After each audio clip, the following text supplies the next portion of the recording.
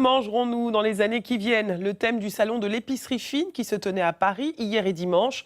Réponse, des insectes. Décidément, la tendance semble se confirmer. Et pour contourner la réticence d'une partie des consommateurs, les insectes sont rendus invisibles. Olivia Schmoll et Ingrid Carré.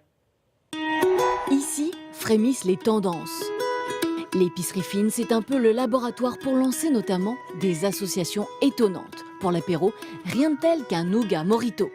Un nougat blanc auquel ont été ajoutés des citrons confits et de la menthe. Le goût du mojito sans arôme artificiel. Même si nous faisons mariner les feuilles de menthe dans le rhum, lorsque nous l'ajoutons dans le nougat, la pâte fait 80 degrés, donc du coup c'est un nougat qui n'est pas du tout alcoolisé. Pas d'alcool non plus dans la crème de safou. Le safou, c'est une prune sauvage d'Afrique centrale mais qui se consomme sur une tartine, à l'apéritif aussi. C'est un fruit, c'est un peu comme la tomate. La tomate, c'est un fruit, pourtant on la mange plutôt en salé qu'en sucré. Salé, sucré, on ne sait pas trop avec les insectes. Si les petites bêtes rampent depuis quelque temps dans nos assiettes, aujourd'hui, ils s'incrustent dans nos plats. Dans ces pâtes, criquets et autres coléoptères ont été déshydratés puis réduits en farine, tout en gardant les protéines. C'est-à-dire que cette portion de pâte, on n'a pas besoin de rajouter une portion de viande, de poisson ou de poulet. On ne sent pas du tout l'insecte, ça fait comme une pâte complète.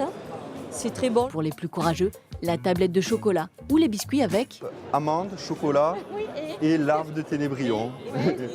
Légèrement croquant, mais c'est assez fin quand même. Ça va permettre de pouvoir faire découvrir le produit de manière gourmande et de vraiment dédramatiser la consommation d'insectes comestibles. Plus gourmand, sans aucun doute, ce fondant au chocolat artisanal, transformé en pâte à tartiner et en tube.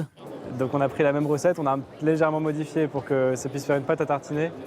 Voilà, mais sans huile de palme, qu'avec des bonnes choses, des ingrédients tout simples, comme le fondant. C'est sûr, les fins gourmets vont fondre.